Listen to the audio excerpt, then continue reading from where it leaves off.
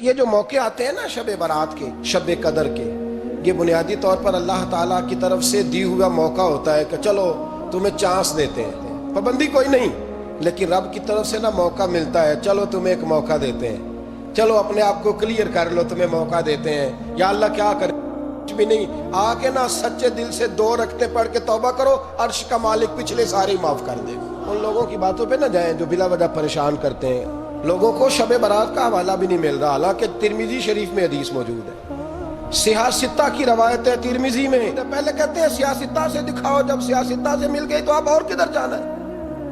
اور ابن ماجہ میں موجود ہے مولا علی کی روایت، اور ذرا ترتیب دیکھیے گا، یہ ترمذی کی حدیث ہے، اور امام ترمذی نے تو پورا باب باندھا ہے 15ویں شعبان پر، پورا باب۔ اب تمہاری مرضی ہے اگر تم نئی بات کو سمجھنا چاہتے، لیکن میں نے پہلے بھی کہا تھا، پھر کہتا ہوں، اگر ہمیں کوئی شخص کہتا ہے کہ شب برات کو اٹھ کے نفل نہ پڑھو، تو بھائی نفل ہم نے پڑھنے اللہ کی رضا کے لیے، ہمیں کسی بندے سے ڈگری لینے کی ضرورت نہیں، نہ تو ہمارے اور رب کے درمیان معاذ اللہ کوئی وسیلہ ہے کہ تو کہے گا تو پڑھیں گے، جب دل کرے گا پڑھیں گے، اور جتنے دل کرے گا پڑھیں گے۔ ہم تو نفل کہہ رہے ہیں اس کو، ہم نے کب کہا ہے ضروری ہے جو عشاء پڑھ کے سو جائے فجر تک سویا رہے، ہم اس کو گناہگار نہیں کہہ رہے، لیکن یہ ضرور کہیں گے کہ گولڈن چانس مس کر دیا اس نے چانس مس کیا ہے، یہ تو اللہ کی رحمت کا موقع تھا۔ حضرت سیدہ عائشہ صدیقہ رضی اللہ تعالی عنہا ارشاد فرماتی ہیں کہ شعبان کی 15ویں رات تھی، یعنی شب برات کی رات، فرماتی ہیں شعبان کی 15ویں رات تھی، میں نے اچانک نظر ڈالی تو حضور میرے بستر میں تھے، پھر میری نظر پڑی تو حضور نہیں تھے، میرے دل میں گمان آیا، خیال آیا کہ شاید کسی اور زوجہ کی طرف حضور کا میلان تباہ ہو گیا ہو، وہاں تشریف لے گئے ہوں۔ فرماتی میں اٹھی باہر گئی تو نبی کریم علیہ السلام جنت البقیع میں تھے، قریب ایک جگہ پہ حضور دعائیں مانگ رہے تھے۔ فرماتے میں گیا تو حضور فرمانے لگے، ابو بکر کی بیٹی تو نے کیا گمان کیا کہ اللہ کا رسول تیری حق تلفی کرے گا؟ عرض کی حضور آپ مالک ہیں، کہیں اور جانا چاہیں تو میری طرف سے پابندی نہیں۔ کہتی ہے وہاں کھڑے کھڑے میرے رسول کریم نے بیان فرمایا، یہ ترمذی کے لفظ ہیں، حضور نے فرمایا عائشہ یہ شعبان کی 15ویں رات ہے، مدینے میں سب سے زیادہ بکریاں بنو کلب کا قبیلہ پالتا تھا، فرمایا آج کی رات بنو کلب کے قبیلے کی بکریوں کی تعداد کے مطابق اللہ میری امت کے لوگوں کی بخشی فرما دے گا۔ یہ وہ رات ہے۔ جناب عائشہ صدیقہ رضی اللہ تعالی عنہ نے بات رات کو سنی تنہائی میں نبی پاک سے، رات کو تنہائی میں حضور سے سنی، سویرے جناب عائشہ نے کل امت کو بتائی۔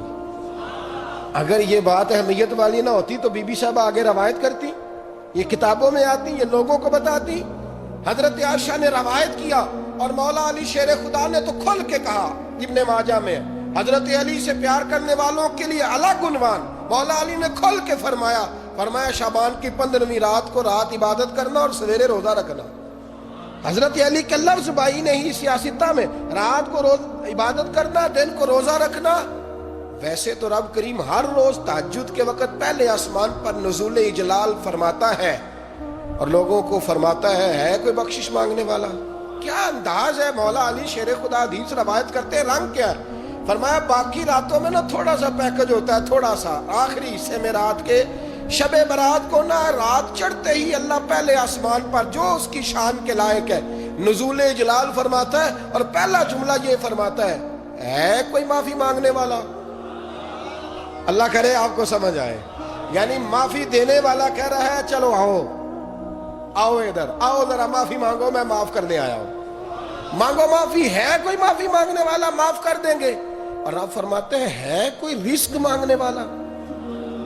وہ جو بڑی درخواستیں دیتے پھرتے ہیں نا مختلف اداروں میں، وہ ایک درخواست نا شب برات والی رات بھی دے۔ اور میں نہیں کہہ رہا، مولا علی شیر خدا فرما رہے ہیں، اور وہ خود نہیں فرما رہے، وہ نبی پاک کا فرمان نقل کر رہے ہیں، اور وہ رسول اللہ صلی اللہ علیہ وسلم کی بات نہیں بیان کر رہے، وہ کہتے ہیں رب فرماتا ہے کوئی روزی مانگنے والا؟ سارے سیٹھوں نوابوں جاگیرداروں کے پاس جا کے تھک گئے ہو، ایک دن میرے کہنے پر، ایک رات، ایک دیہڑی ذرا شب برات والی لگا کے تو دیکھو۔ تو میرے رسول پاک علیہ السلام نے ہمیں یہ میسج دیا، پیغام دیا، فرمائے اس رات جو اولاد مانگے گا رب اسے بھی عطا فرمائے گا، اس رات جو اللہ سے بخشش مانگے گا اللہ اسے بھی دے گا، اس رات جو رب کریم سے عزت مانگے گا اللہ اسے بھی عطا کرے گا۔ شارحین نے لکھا اس رات جو رب سے پردہ پوشی مانگے گا اللہ اسے پردہ پوشی بھی عطا کرے گا. جو جنت کا سوالی ہوگا رب اپنے فضل سے عطا فرمائے گا. کوشش فرمائیں, کوشش فرمائیں. 10 محرم کو ہمارے ہاں لوگ جاتے ہیں قبرستان, وہ کسی حدیث سے ثابت نہیں, میں منع نہیں کر رہا, جائیں 9 محرم کو جائیں, 10 کو جائیں, 11 کو جائیں, 8 کو جائیں, سفر میں جائیں, ربیع الاول میں جائیں, قبرستان میں جب بھی جائیں, منع نہیں ہے. لیکن شب برات والی رات تو خود رسول کریم گئے ہیں نا قبرستان. اب جو بات میں نے سمجھانی ہے اس کو سمجھیں. نبی پاک کی والدہ کا مزار نہیں ہے وہاں جنت البقیع میں. حضور کے کو بھائی بہن, حضور کیا کرنے گئے؟ امت کی بخشش کے لیے گئے. شب برات کی رات لالچی نہ بنے کہ صرف میں نے اپنے لیے روزی مانگنی ہے. کل امت کے لیے مانگے رب کریم سے, مانگے اپنے بھائی کے لیے, مانگے اپنی بہن کے لیے, مانگے اپنے بیٹے کے لیے, مانگے اپنی بیٹی کے لیے, مانگے اللہ کریم سے. یہ مانگنے کی رات ہے. پچھلی راتی رحمت رب دی کرے بلند آوازہ, بخشش منگن وارے کارن کھلا جے دروازہ. آئیں اللہ کی بارگاہ میں اس رات کو کھل کے دعا مانگے.